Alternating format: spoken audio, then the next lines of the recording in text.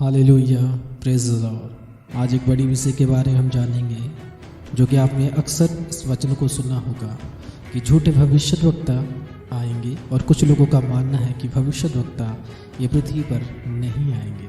जब भी उनको कोई भविष्यद्वक्ता दिखते हैं, वे बोलते हैं ये झूठा भविष्यद्वक्ता है। तो आज वचन क्या कहता है? क्या सच में झूठे भविष्यद्वक्ता ही सारे दिख रहे हैं? क्या सच में प्रभु ने नहीं कहा कि कभी मेरे भविष्यद्वक्ता आएंगे?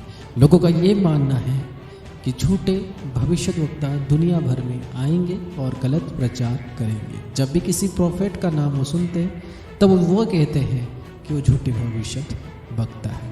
उनका मानना ये है कि और भविष्यद्वक्ता आएंगे ही नहीं, और उनका मानना ये है जब भी कोई भविष्यद्वक्ता अगर आए तो वो झूठा है। आज हम डीपली इस बात को जानेंगे कि परमेश्वर का वचन क्या कहता है। तो अच्छी जानकारी जानने के लिए हमारे चैनल को इस तरह सब्सक्राइब करें, ताकि अगले जो भी बात हो आप तक पहुंच सके। आइए बाइबल से उन वचनों को पढ़ेंगे। सबसे पहले मैं उन दो वचन को पढ़ूंगा जो कलीसिया कहते हैं कि झूठे भविष्यद्वक्ता आएंगे और भविष्यद्वक्ता आएंगे ही नहीं। उन दो वचनों को आपके सामने। लूका 16 और उसका 16वां वचन, व्यवस्था और भविष्यद्वक्ता यूहन्ना तक रहे। मत्ती अध्याय 24 उसका वचन नंबर 11। और बहुत से झूठे भविष्यद्वक्ता उठ खड़े होंगे और बहुतों को भरमाएंगे। जैसे कि आपने वचनों को सुना, लूका का वचन में क्या कहता है, मत्ती का वचन में क्या कहता है। एक वचन सब सुनते हैं जो लूका का वचन है, वहाँ पर कहता है कि यूहन्ना ही जो भविष्यद्वक्ता था वो आखिरी था। और मत्ती का वचन में हम देखते हैं ऊपर ये कहता है कि बहुत सारे भविष्यद्वक्ता ऐसे आएंगे जो झूठे होंगे और लोगों को भरमाएंगे। और इसी वचन को कुछ चर्चेस ज़्यादा ही प्रचार में लाते हैं और लोगों को बताते हैं कि झूठे भविष्यद्वक्ता आएंगे। लेकिन आपको एक शब्द में बोलूं, क्या झूठे पास्टर नहीं आ सकते या झूठे अपोस्टल नहीं आ सकते? खाली भविष्यद्वक्ता ही आएंगे?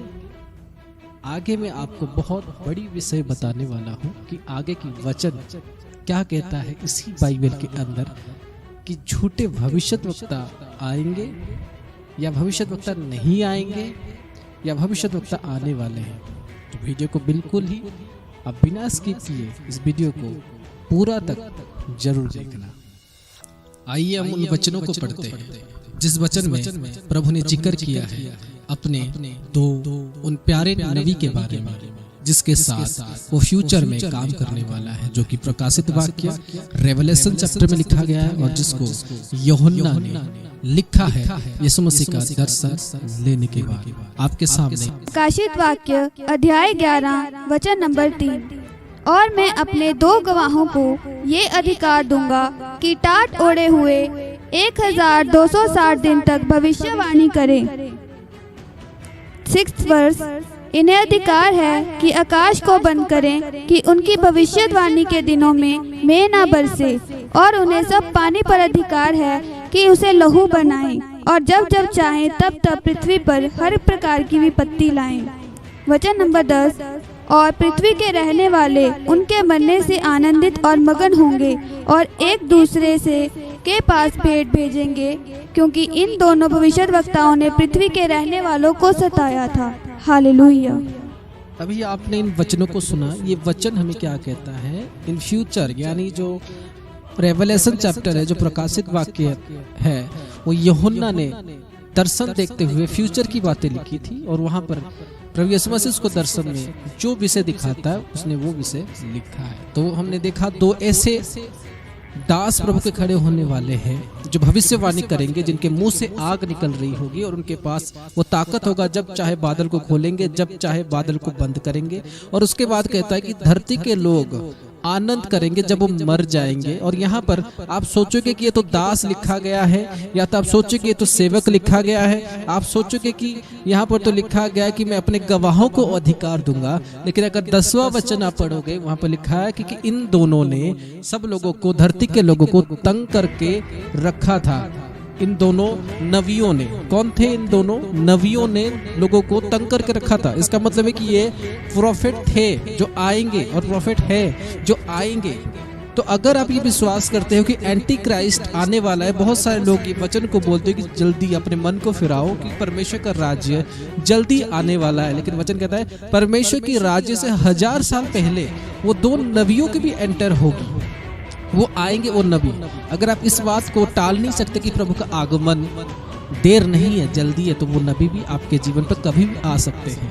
हाँ, ऐसे हो सकता है कि आप उन फॉल्स प्रॉफिट्स को बोल सकते हो, लेकिन ये नहीं कि जो नबी चमत्कार कर रहा हो, मिरेकल्स कर रहा हो, वो झूठा हो। क्योंकि बाइबल की वचन के अनुसार जो अभी हमने पढ़ा वो कहता है वो मिरेकल्स करेंगे, धरती आसमान को रोक देंगे, आसमान से बारिश बंद कर देंगे, आग निकाल के फेंक देंगे, तो ये मिरेकल्स जरूर होगा।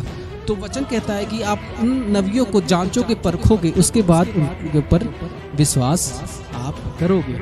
इसका मतलब ये नहीं कि कोई भी नबी आ गया आप उन्हें बोलोगे कि ये झूठा नबी है, झूठा प्रचार है, नबी गलत प्रचार करते हैं, या आप ये बोलोगे कि नबी और आएंगे ही नहीं, नबी आपको भरमाएंगे, मिरेकल चमत्कार कुछ नहीं होता, क्योंकि नबी झूठे होते हैं। तो मैं आशा करता हूँ आज की जो वचन, जो फ्यूचर वाली वचन, जो भविष्य वाली वचन, क्योंकि बाइबल में से हर एक वचन आप देखते हो, लेकिन रेवलेशन चैप्टर एक ऐसा वचन है जो हमें आने वाली फ्यूचर के बारे में बताती है और जो आने वाले समय पर पूरा होगा। और मैं आशा करता हूँ आप इस बात को आज से जरूर मानोगे कि अगर हम विश्वास करते हैं कि प्रभु का आगमन जल्दी होने वाला है, तो उससे पहले ये 2 नबी भी आपके पास जरूर आएंगे। इस बात को आपको अपने अंदर हजम जरूर करना होगा, क्योंकि परमेश्वर का कलाम और परमेश्वर का वचन हमें इस बात को समझाता है कि परमेश्वर के यानी जीसस क्राइस्ट से आने से पहले वो 2 नबी को भेजेगा और वो इस पृथ्वी पर डेथ होंगे। फिर जब वो डेथ होने के बाद उनकी सब पड़ी रहेगी, फिर प्रभु उनको वापस उठाएगा, उठाने के बाद जाके एंटी क्राइस्ट होगी और उसके बाद लोगों को उठाएगा और उसके बाद यीशु मसीह की आगमन होगी। मैं आशा करता हूँ आज की वचन आपके लिए बहुत फल लाया होगा। आमीन। God bless.